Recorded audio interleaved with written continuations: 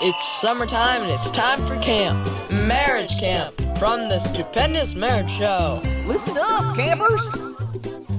Hey there, hi there, ho there, campers! It is the Stupendous Marriage Show, Marriage Camp. How are you? I'm Stu Gray. Hey, I'm Lisa Gray. This summer, we're doing something different with the Stupendous Marriage Show. We usually answer your questions that you send to us on air at stupendousmarriage.com. But for summer, we figured we'd go camping. Woohoo! You know, because kids get to go camping, and we should go camping too. So short tips, tricks, encouragement for your marriage in different areas like communication and teamwork and parenting and your mindset and sex. Yeah, and today we're going to actually talk about communication. Communication is such a key to every other piece of our marriage, and focusing on it, thinking about how we can have better communication is really a great way to maybe even shift our marriage a little bit.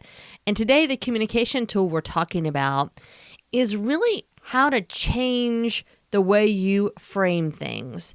Instead of a problem being something where it's me against you, changing it to let's stand arm in arm, face that problem. Let's see, that problem is the kids eating too much candy. How do we stand arm in arm together as husband and wife and say, okay, problem, we're not going to get mad at each other over this. We're going to face this together, and we're going to figure out a way to resolve whatever issues coming up together instead of allowing it to be something that can come between us. There's a space that is between you and your spouse. You created in your marriage that it's a unique place that you don't have in any other relationship. I mean, you are creating this place for relationship to happen. And so if something comes into that space and you're trying to fight each other through that thing, you kind of get those lenses. You get the lenses of that problem. And you don't want those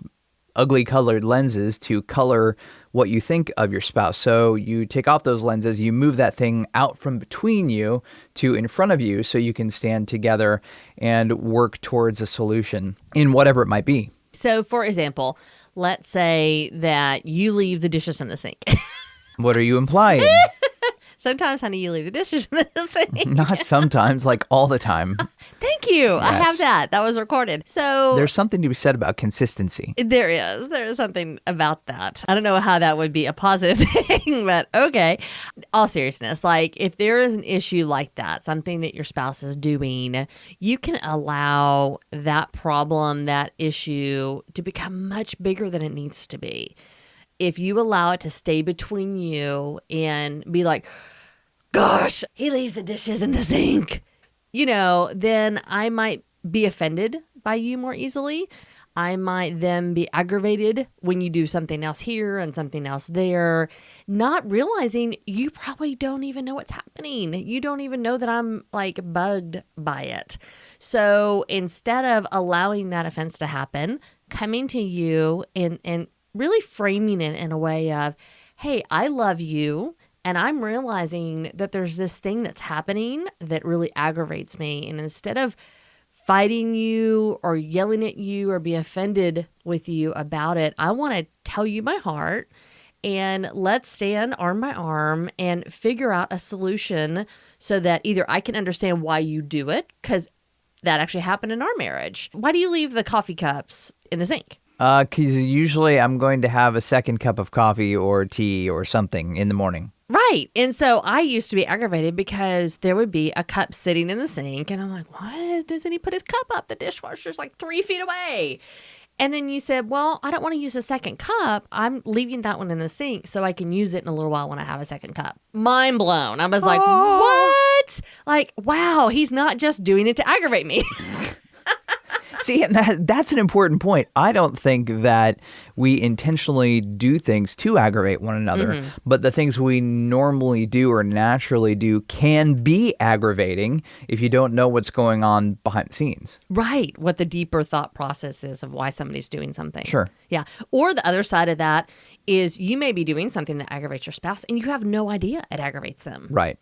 And then all of a sudden they go, hey, this is driving me crazy. And you're like, oh my gosh, I can change that really easily. That, or they just blow up because they've been stuffing it for so long. And a lot of times that can happen too, where it's like, it doesn't bother me, doesn't bother me, doesn't bother me, doesn't bother me. And Right. so usually you should take care of it before then. Exactly. So let's say your spouse is hiding purchases from you. You don't know that they're going out and buying the shoes or the new suit or whatever it is, and they've been hiding and hiding and hiding and hiding this, and you don't pay attention to the budget because you're not the budget person in your marriage. And then all of a sudden, you do go into the account and find out that all this is going on. How do you deal with that when you find out? Do you blow up? Do you ignore it?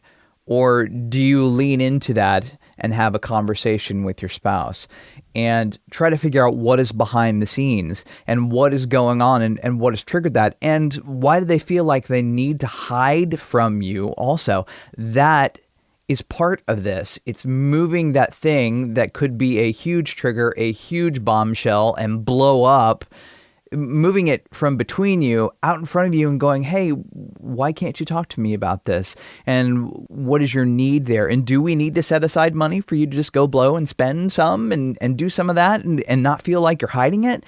Yes, sure, we have budget issues, or yes, we may have a problem here or a problem there with dollars and cents. But I mean, if you'd like to do that, let's figure that out together and not doing separate lives and hidden things in the background that the other person doesn't necessarily know about.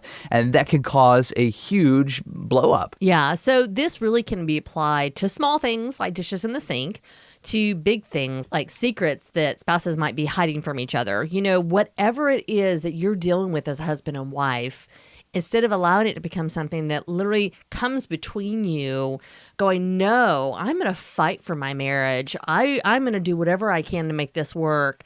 I love you and I don't know what's going on, but I want to stand side by you and figure it out. How do we find a resolution to what's happening? If you think of it mentally as leaning in together instead of stepping back and away from it, because the more you step back and away from something, that allows that thing to grow and fester and can look gross and it can get bigger and it can cause worse problems the longer you ignore and step back or sweep it under the carpet. But if you lean in, step into it, have the tough conversations and go, look, we're on the same team together. Let's go after it together. Let's figure it out. Yes, it's going to be hard. Yes, it's going to be just rough conversations and bumpy water for a while, but you're going to get through it because you have done it together and you're not hiding and you're not secretive and you're figuring out how to do life. This thing that you're creating, your marriage and your life, you're creating it together, not individually